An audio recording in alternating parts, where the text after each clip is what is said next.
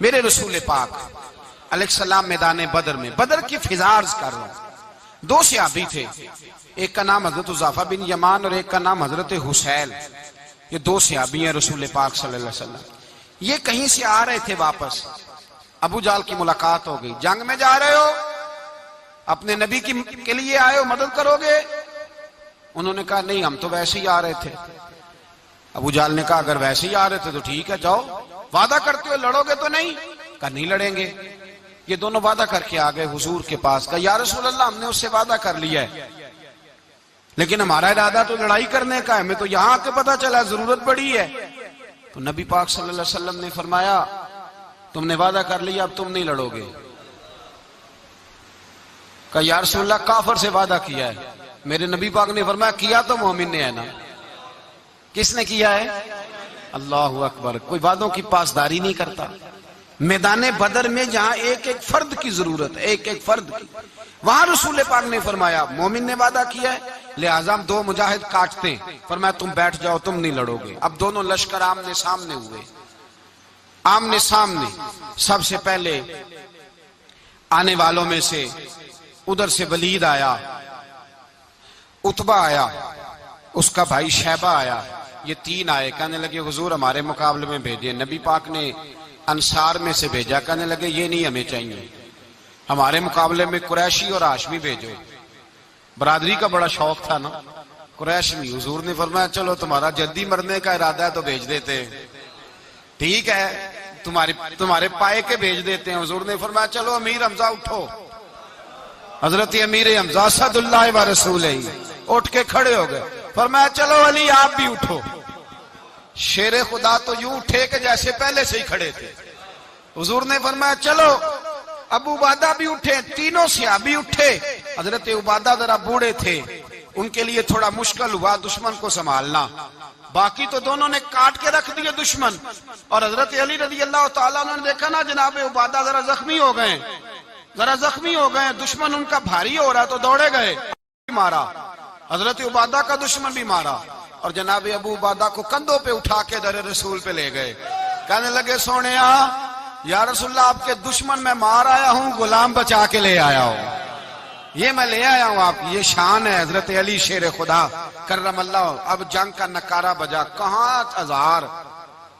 ایک مورخ کہنے لگا نہیں پورا 1000 نہیں تھا، 950 تھا۔ میں کہا چل تو 900 کر لے یار، اس میں کون سی حرج والی بات ہے، پھر بھی 900 اور 300 کا کیا مقابلہ۔ اور پھر اسلحے سے لیس 1000 کا لشکر۔ میرے رسول کائنات سرور عالم صلی اللہ علیہ وسلم جب جنگ چھڑی، امیہ بن خلف بڑا مارتا تھا حضرت بلال کو، جناب بلال کے قابو ہی آ گیا، حضرت بلال کے قابو آ گئے۔ کہنے لگا معافی مل جائے گی، معافی مل جائے گی، معافی مل جائے گی، دوڑنے لگا۔ حضرت عبد الرحمن بن عوف کہنے لگے بلال جب کوئی معافی مانگے تو دے دینی چاہیے۔ فرمایا سب کو دینی ہے، اس ظالم کو نہیں دینی۔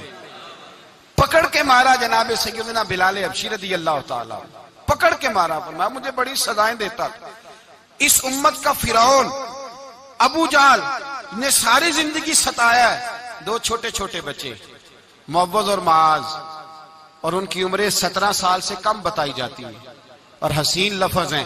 حضرت عبد الرحمن بن عوف کہتے ہیں دونوں میرے پاس آئے، اور ایک روایت میں یوں بھی انداز ہے، کہتے ہیں ایک بھائی کا قد چھوٹا تھا، تلوار اونچی تھی اس سے، اور آئے، اور یہ لفظ ہیں تاریخ میں محفوظ، آئے آ کے کہنے لگے عبد الرحمن سے چچا ابو جہل کدھر ہے؟ تو میں نے کہا تم نے کیا کرنا ہے؟ ان کا جواب پتہ کیا ہے؟ یہ نہیں کہا کہ دین کا دشمن ہے، یہ نہیں کہا بڑا ظالم ہے اس لیے مارنا ہے، کہا تم کیا کرو گے؟ تو جواب وہ شاہ نامہ اسلام نے اپنے لفظوں میں بیان کیا، کہنے لگے مریں گے۔ زیادہ یہی ہے نا کہ ہم کمزور ہیں، پوچھنے کا سٹائل یہ تھا کہ تم بچے ہو، تم نے کیا کرنا ہے؟ تو پتہ ان کا جواب کیا ہے؟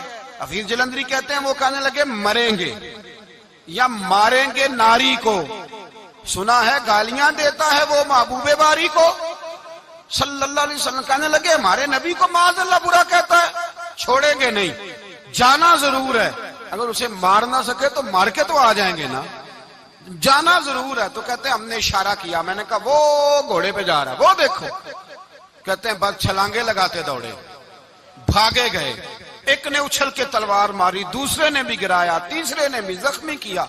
ابو جہل نے تلوار ماری تو ایک بھائی کا بازو کٹ گیا، بازو کٹ گیا تو ہلکا سا گوشت لٹک رہا تھا، اس نے پیر رکھ کے گوشت بھی جدا کر دیا اور کاٹا ابو جہل کو۔ جب نیچے گرا تو اب عبداللہ ابن مسعود آئے، دیکھا کچھ جان باقی ہے، رسی جل گئی، بال نہیں گئے۔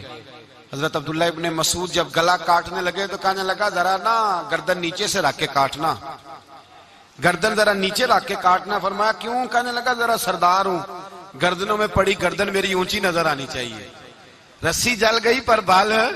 کہنے لگا ایسا نہ ہو غلاموں میں پڑی ہو تو چودھری کی گردن لہدہ ہی نہ نظر آئے، ذرا نیچے سے رکھ کے کاٹنا۔ حضرت عبداللہ ابن مسعود رضی اللہ تعالیٰ انہوں نے گردن کو کاٹ ڈالا۔ میرے بھائی اب جنگ ختم ہونے لگی آہستہ آہستہ، دونوں بچے اپنی تلواریں لے کے در رسول پہ آئے۔ ایک کہنے لگا میں نے مارا ہے، دوسرا کہنے لگا حضور میں نے مارا ہے۔ حضور نے فرمایا تلواریں دکھاؤ، خون کس کو لگا ہے؟ جب خون دیکھا تو دونوں کو ایک جتنا لگا تھا۔ میرے حبیب مسکرائے، فرمایا تم دونوں نے مارا ہے، تم دونوں نے مارا ہے۔ میرے رسول پاک سید عالم صلی اللہ تعالی علیہ وسلم نے دیکھا امیہ بھی مر گیا، ابو البختری، عتبہ، عتیبہ، شیبہ، امیہ بن خلف، بڑے بڑے دشمن مر گئے۔ 70 کے قریب قتل ہوئے، 70 کے قریب گرفتار ہوئے، باقی بھاگ گئے۔ 14 صحابہ صرف شہید ہوئے۔ ان کے جو مر گئے نبی پاک نے کنویں کے اندر پھینک دیے اور کنویں کے سرانے کھڑے ہو کے ذمہ داری سے، سیاستہ کی روایت عرض کر رہا ہوں، ذمہ داری سے حضور نے بدر کے کنویں پہ کھڑے ہو کے فرمایا او کافرو، او فلاں بن فلاں، او فلانے کے بیٹے فلانے، تم نے دیکھ لیا میرے رب کے وعدے کتنے سچے ہیں؟ حضرت عمر کہنے لگے حضور مردوں سے آپ باتیں کر رہے ہیں؟ تو نبی پاک نے فرمایا عمر جتنا تم سن رہے ہو اتنا یہ بھی سن رہے ہیں۔ اگر کافر سن سکتے ہیں تو داتا علی اجمیری نہیں سن سکتے؟ اگر کافر سن سکتے ہیں تو معین الدین اجمیری نہیں سن سکتے؟ کہاں بیٹھ کے تو عقیدہ پڑھتا رہا ہے؟ اگر مشرکوں بے ایمانوں کا آواز آتی ہے تو کیا حضرت ابو ہریرہ اپنی قبر میں نہیں سنتے؟ غوث اعظم جیلانی نہیں سنتے؟ میرے اعلیٰ حضرت کا عقیدہ ہے، وہ فرماتے ہیں واللہ وہ سن لیں گے اور فریاد کو پہنچیں گے ہم۔ اتنا تو ہو کوئی فریاد کرے دل سے۔